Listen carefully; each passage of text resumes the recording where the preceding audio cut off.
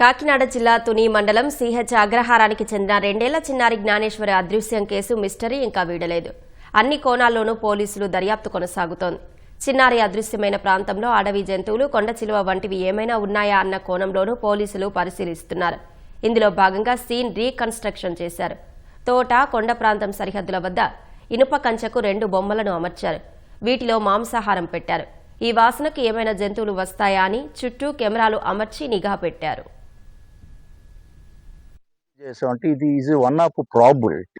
ఆ రియల్ టైంలో 12 గంటలకి ఒక పాపని అక్కడ చూసి ఏవో జంతువు తీసుకెళ్ళి ఉంటే ఆ విధంగా రీకన్స్ట్రక్షన్ ఆఫ్ సీన్ అంటారు దీన్ని. ఒక డాల్ని పెట్టి దాంట్లో ఫ్లెష్ పెట్టి ఆ వాసనకి ఆ స్మెల్కి పైనుండి జంతువు వచ్చి తీసుకెళ్తే ఆ వెళ్తే ఎన్ రూట్లో ఉన్నటువంటి కెమెరాలో క్యాప్చర్ చేస్తాయి. ఆ చుట్టుపక్కల ఉన్నటువంటి వాటర్ బాడీస్ అంటే చెరువులు కానీ నేలబావులు కానీ అవి కూడా మొత్తం చెక్ చేస్తున్నాము.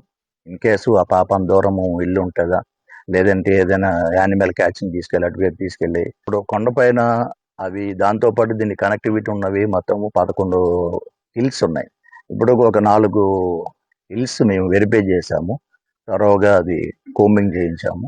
500 ఎకరాలు విస్తీర్ణం కలిగిన పెద్ద కొండ. దాంట్లో నక్కలు కానీ, అడవి కుక్కలు, అడవి పందులు, కొండ చెలువలు కూడా ఉంటాయనేసి ఇక్కడ ప్రజలు చాలా మంది చెప్తున్నారు. టవర్ డంప్ అనాలిసిస్ ఒక 170 నెంబర్లు వచ్చాయి. ప్రతిది ఇప్పుడు 4 టీంలు అవి దాని మీద కూర్చున్నాయి.